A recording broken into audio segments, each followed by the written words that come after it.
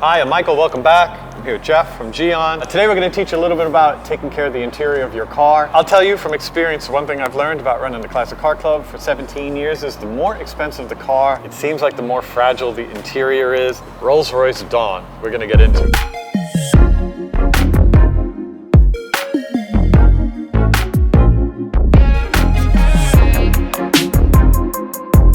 I actually thought that this interior looked pretty good. Yeah. You showed me. Yeah, until we looked at great, it. Right? Shane's already at it because it takes a little bit of elbow grease.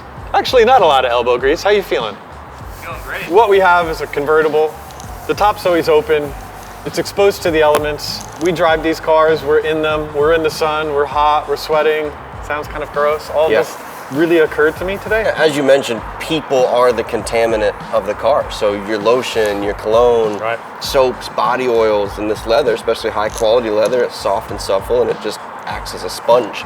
So the biggest indicator, even if your seat doesn't look dirty because you spilled coffee on it, shiny. Shiny leather is dirty leather. That's the thing, I genuinely didn't really understand that. I always thought, oh, it's got a good coating on it. It's protected, nice but sheen to that's it. just, that sheen is the equivalent of gross. The yuckiness that it has absorbed. And that makes sense. And we talk about, in other episodes, we've talked about the paint having pores and the paint breathing.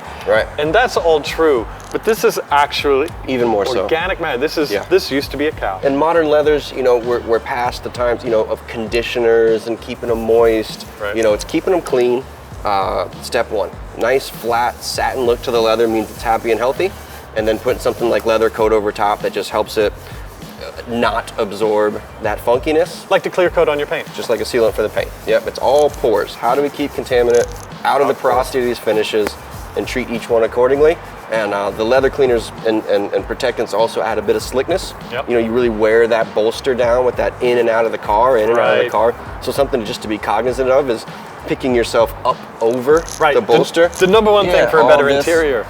That little scuff, you know, it's just every day, just pick yourself up, and you'll save that wear and tear Work the hugely. core, people. Work the core. We're gonna play with the Leather Kit Mild, which is a really cool little box set from GYEON. Comes with the cleaner, the towels, the little leather brush, leather coat protectant, and the microfiber applicators. We do everything we need to do inside the car, and we'll walk through it. Great. Let's see what Shane's doing. Cool. A couple of minutes ago when Shane started, we just threw a bit of painter tape down on the center console here. We used a little bit of the mild leather cleaner just on the front piece here. And the back is how it was before we started. So as you can see, this has a gloss to it. And this side is a bit more, I don't want to say matte, but less shiny. Again, I always thought of this, I always thought that looks pretty good. It's got a nice gloss to it. But when I feel it, there's a bit of a stickiness to it compared to this side. And this side feels like nice and soft.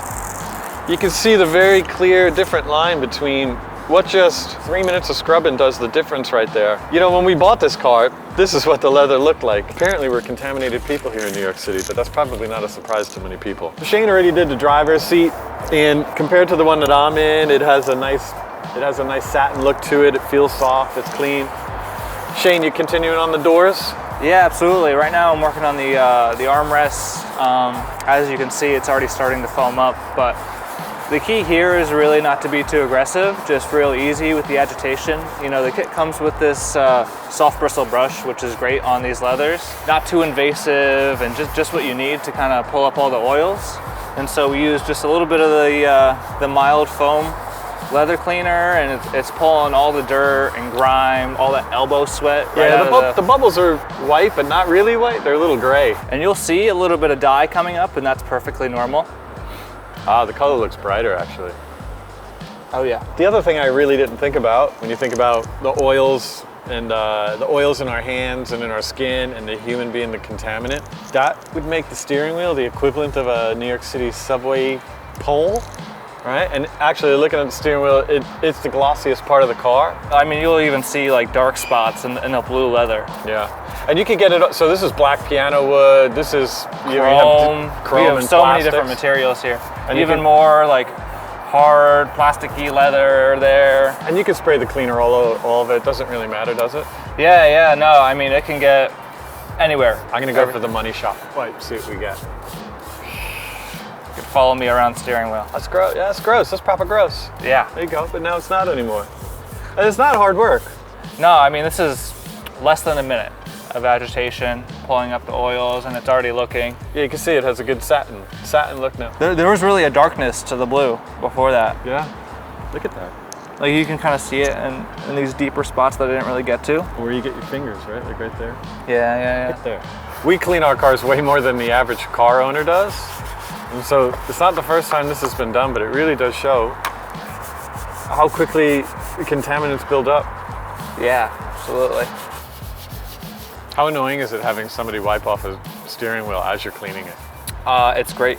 Well, actually, I don't know where you've wiped, so I am redoing, but I can see where I've cleaned. A few interior tips for you. So if you look at our rags, there's a lot of blue on them. There's also a lot of dirt. See all the dirt we pulled up? But clearly we pulled up some of the dye in the leather. Every leather seat in every car is dyed. It's not natural car color. There's no blue cows out there. This used to scare me when I was washing cars earlier on in life. Truth is, everything's over dyed. You're gonna pull up a little bit of color. It's no big deal. There's plenty more in it. In fact, the blue inside there is so much more vibrant since we've done this, so you don't have to worry about that. Next thing is, this is a convertible. So a lot of you have convertibles out there. You're in places like Florida, it's hot. Real heavy UV rays baking that interior all the time, and you know what that leather feels like after it's been in the sun for a little bit. What Shane's doing now, he's applying some coat, in this case GYEON leather coat, and that's just a coating that you put onto the clean leather, and it does a couple of things. The first thing it does is it helps reject all the dirt that we're going to put on it in the future. Second thing it does is it gives it a nice coat for that UV ray, protects it a little bit, keeps the leather more subtle with a B. The other thing it does is, you know when you slide into your car and you have your jeans on and you get that dye transfer from your pants onto the car and your lighter interior starts to look a bit dirty. This will not only reject that color, but it'll also give the leather a little bit more sheen, so you slide into it rather than dig into it. And that'll help keep the color of your pants transferring onto your seat. So, top tips.